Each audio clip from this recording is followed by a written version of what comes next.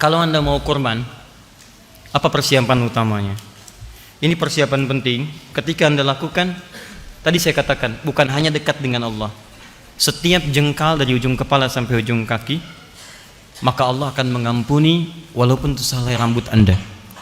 Khusus bagi yang kurban ini, ataupun yang tidak berkurban, yang melakukan amalannya dengan penuh kesungguhan.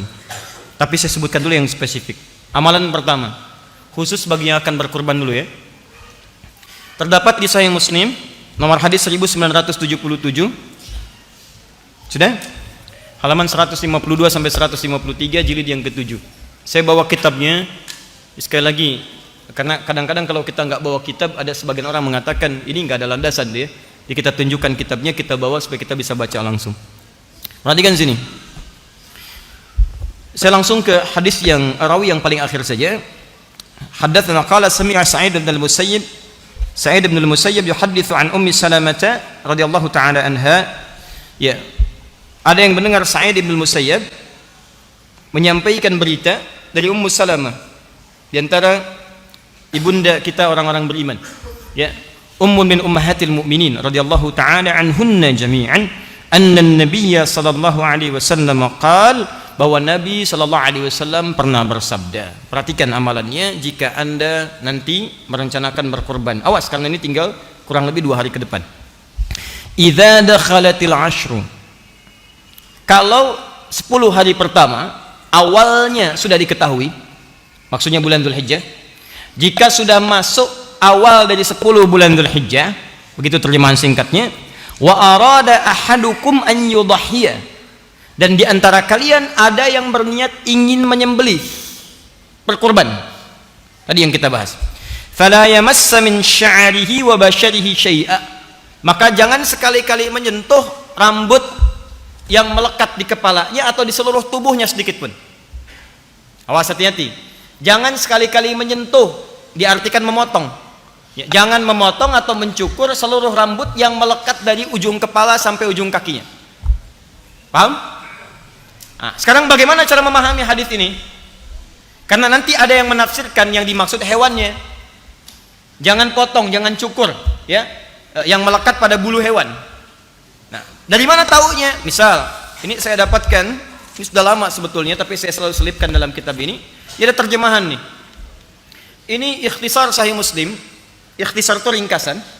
Pernah diringkas oleh Syekh Muhammad Nasiruddin Al-Albani. Ya, beliau masya Allah mengumpul hadis yang luar biasa dan menghabiskan masa-masa hidupnya ya untuk mempelajari nilai-nilai keislaman, referensi-referensi, sering hadir di perpustakaan mengumpulkan hadis-hadis Nabi SAW. Di antaranya pernah beliau meringkas Sahih Muslim. Ringkasan itu begini, kadang-kadang dalam satu bab hadisnya tidak satu, mungkin 9 hadis diringkas. Kira-kira yang paling utama yang mewakili berapa? 3 hadis cukup 3, yang lainnya tidak disebutkan karena terwakili dengan 3 ini. Jadi tidak semua masalah hadis itu cuma 1 hadis. Bismillahirrahmanirrahim, bismillah dalam salat itu 70 hadis.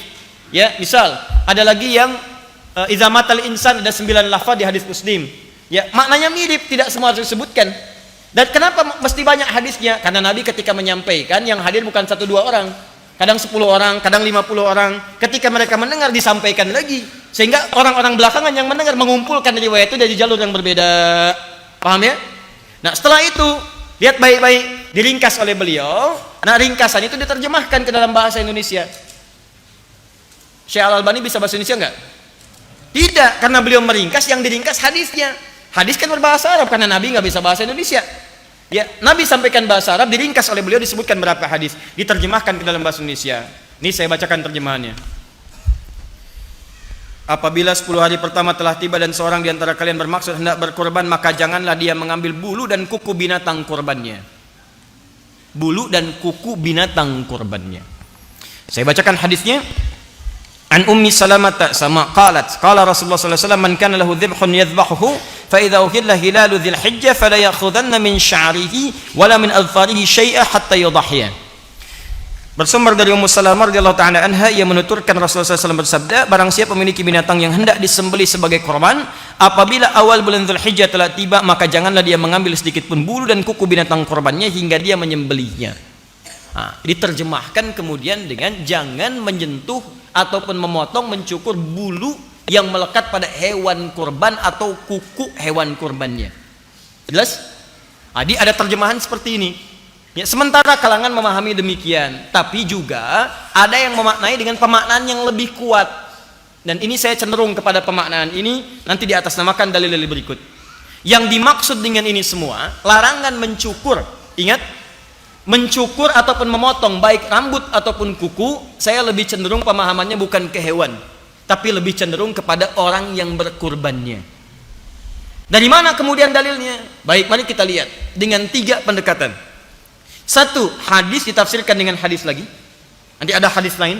Ingat, kalau ada berita dari Nabi, kemudian hadisnya tidak hanya 1, maka kaidah yang berlaku di ilmu hadis al-jam'u wa taufiq. Kumpulkan semua hadisnya, baru pahami secara menyeluruh kemana maksud pernyataan hadis Nabi itu. Jangan cuma satu-satu. Kalau cuma satu-satu, lemah nanti pemahamannya. Alhamdulillah. Nah, hadis yang ini ketika disebutkan di Sahih Muslim itu nanti ada hadis yang biasa dengan nomor, ada turunan hadis menggunakan bintang.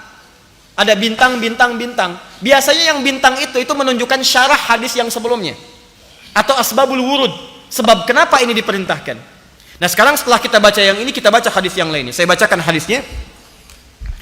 Haddatsani Al-Hasan ibn Ali Al-Hulwani, haddatsana Abu Usama, haddatsana Muhammad bin Amr, haddatsana Amr ibn Muslim bin Ammar Al-Laili, qala kunna fil hammam qubail al-adha. Fokus baik-baik. Lihat sini. Rawi yang terakhir Ammar ibn Al-Laythi, Ibn Al-Laythi mengatakan, dulu kami sedang berada di kamar mandi dekat-dekat waktu Idul Adha. Di kalau Idul Adhanya besok, mungkin tanggal 8, tanggal 9, mereka masuk kamar mandi beres-beres, bersih-bersih. Kemudian fattala fihi nasun, maka di sana orang-orang mulai membersihkan diri. Ya, ada yang macam-macam lah ya. Antum misalnya at-tala ini bisa juga diartikan cat kalau cat biasa. Kalau dalam konteks membersihkan diri ada mencukur, ya, ada kemudian misalnya cukur kumis, cukur macam-macam dan sebagainya, ya. Kemudian faqala ba'du ahlul hammam, ketika melihat beberapa orang sedang membersihkan dirinya, ada yang mencukur ya kumis, ketiak dan sebagainya, maka orang-orang yang tahu riwayat kemudian berkata pada orang bercukur itu. Apa yang disampaikan? Lihat, inna Sa'id bin al-Musayyab yakrahu hadza. Kamu enggak tahu ya kalau Sa'id bin al-Musayyab itu tidak menyukai amalan ini. Maksudnya ini kan besok kita mau adha. Anda kan sedang menyembelih, Anda nyukur rambut yang melekat pada tubuh. Nah, menurut Sa'id bin al-Musayyab yang tahu hadis tadi, yang meriwayatkan hadis tadi, amalan ini tidak disukai oleh Nabi sallallahu alaihi wasallam. Ya, kalaulah yang dimaksudkan larangan cukur ataupun potong kuku itu melekat pada hewan, tentulah orang-orang ini tidak akan dilarang untuk mencukur rambut yang melekat pada tubuhnya pada saat itu. Teruskan hadisnya.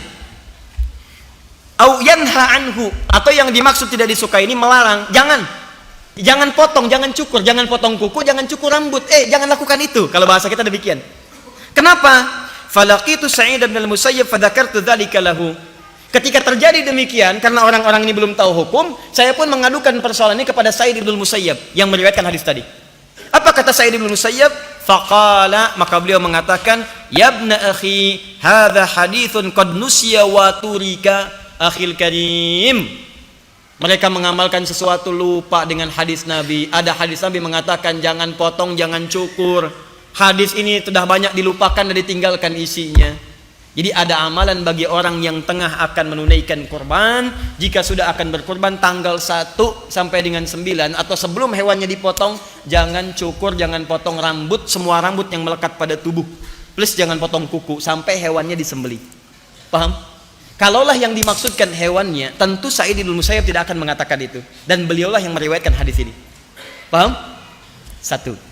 Dalil pertama. Yang kedua, perhatikan sini. Ini disebut bashar. Bashar ini jelas menunjuk pada kulit manusia. Sya'ar dan basar. Kalau sya'ar saja bisa saja hewan. Tapi ketika sya'ar bertemu dengan bashar, maka ini menunjukkan rambut manusia, bukan bulu. Ingat, yang melekat pada manusia itu rambut. Kalau hewan bulu, jangan salah. Ini bulu ketiak, bukan rambut ketiak. Bulu itu hewan. Bulu ayam, bulu angsa, ya, bulu kambing, bukan rambut kambing. Kalau antum menyebut kambing itu rambut, tidak ada beda dengan antum. Paham ya? Ya, jadi hewan itu bulu, ya. Kalau manusia apa? Rambut. Nah, di sini disatukan antara sya'ar dengan bashar, sedangkan manusia disebut dengan bashar 35 kali kalimat bashar disebut di Quran. Basharain 1 kali. Bahkan kalimat pertama ketika menciptakan manusia, bashar. Quran surah 15 ayat ke-28. Wa idh qala rabbuka lil malaikati inni khaliqun bashara. Saya menciptakan seorang bashar. Kenapa disebut dengan bashar? Menunjuk kulitnya yang beda dengan kulit binatang. Lain, kulit manusia lain dengan binatang. Silahkan cek. Berbeda. Ya, beda. Antum lihat badak, beda dengan kulit antum. Main keragunan lihat, sama enggak? Sama enggak? Sama enggak? Beda. Ya, cuman Darwin yang sama. Biarin aja dia, kita enggak ikutan. Paham ya? Baik, jadi teman-teman sekalian, Charles Darwin dia mengatakan manusia berasal dari hewan gitu kan, dan seterusnya. Kita tidak sesuai dengan itu semua. Kembalikan ke sini. Maka ketika dikatakan di sini min sya'rihi wa basyarihi, ini menunjukkan rambut manusia, bukan bulu hewan. Jelas? Yang ketiga dengan nalar. Di satu tadi dengan hadis ditafsir dengan hadis, kedua menggunakan bahasa, pendekatan bahasa, ketiga dengan nalar. Nggak ada kerjaan motongin kuku hewan. Dan bagaimana caranya? Sapi saya mau disembelih, bersihin dulu kukunya, begitu dipotong, tendangan dah. Paham? Nah, jadi yang dimaksud di sini adalah manusianya, bukan hewannya. Pertanyaannya, kenapa tidak dicukur dan dipotong itu? Supaya Allah berkenan mengampuni semua jejak tubuh kita dari ujung kepala sampai ujung kaki, sebelum itu dipisahkan dari tubuh kita karena khawatir pernah berbuat maksiat di dalamnya. Khawatirnya ketika diampuni, kuku itu udah pisah dan dia pernah bermaksiat. Bukankah tangan yang menulis status yang tidak jelas itu ada kuku di dalamnya? Bukankah tangan yang pernah mengambil sesuatu yang bukan miliknya itu adalah ada kuku di dalamnya? Bukankah, maaf teman-teman, pikiran yang pernah berpikir hati yang tidak bagus itu ada rambut yang melekat di atasnya? Maka biarkan itu semua melekat pada tubuh kita. Memohon ampunan kepada Allah, mengampuni dosa kita. Begitu disembelih hewan itu, selesai kita kemudian berdoa, maka Allah berkenan mengampuni tubuh kita dari ujung kepala sampai ujung kaki, sekalipun itu cuma sehelai rambut yang melekat pada tubuh kita. Setelah diampuni, bersihkan, kubur, selesaikan, dan masya Allah tidak akan pernah dia soal sampai kita kembali kepada Allah Subhanahu Wa Taala. Itu maksudnya. Jelas ya? Ya. Tapi kita menghargai tafsiran yang lain tanpa harus menyalahkan yang lainnya. Ingat prinsip saya selalu menampilkan ini loh. Kalau ada perbedaan-perbedaan saya tampilkan. Ini pendapat yang ini, dalilnya ini. Muqaranahnya, perbandingannya begini, tarjihnya yang kuat yang ini. Ini mungkin tidak terlampau kuat. Tapi kalau mau diamalkan, saya tidak bisa paksa Anda.